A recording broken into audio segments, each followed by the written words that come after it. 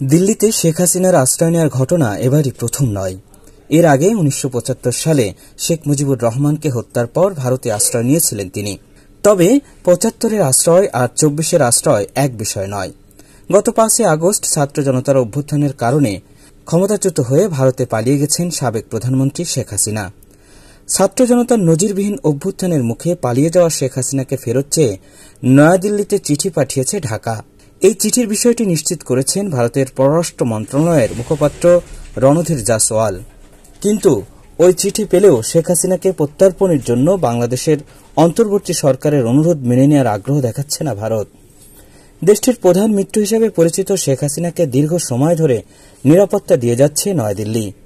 Economic টাইমসের এক প্রতিবেদনে বলা হয়েছে, শেখ হাসিনার প্রত্যার্পণ নয়াদিল্লির জন্য একটি সংবেদনশীল বিষয় হয়ে উঠেছে। তবে কি ভারত শেখ হাসিনাকে কোনোদিনই ফেরত দিবে না?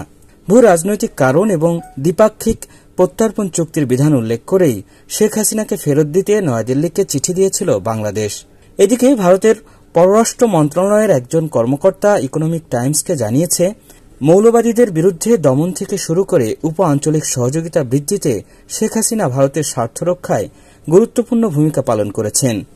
এ ধরনের বিশ্বস্ত একজন মিত্রকে ত্যাগ করা একটি কৌশলগত ভুল হবে। তাই এ ধরনের ঝুঁকি নেবে না ভারত। ড মোহাম্মদ ইউনূসের নেতৃত্বাধীন বাংলাদেশের অন্তর্বর্তী সরকার শেখ হাসিনার প্রত্যার্পণ নিশ্চিত করতে দিল্লিকে চাপ দিলেও ভারত এ ধরনের অনুরোধের সতর্কতার সঙ্গেই যাচাই করবে বলে আশা করা হচ্ছে। সে কারণেই এই প্রক্রিয়ায় কয়েক মাস সময় লেগে যেতে পারে। ভারত বাংলাদেশ প্রত্যার্পণ চুক্তিতে বলা আছে, দুদেশের অপরাধীদের তারা পরস্পরের কাছে হস্তান্তর করবে, কিন্তু রাজনৈতিক আশ্রয় প্রার্থীরা এই চুক্তির আওতায় পড়বে না।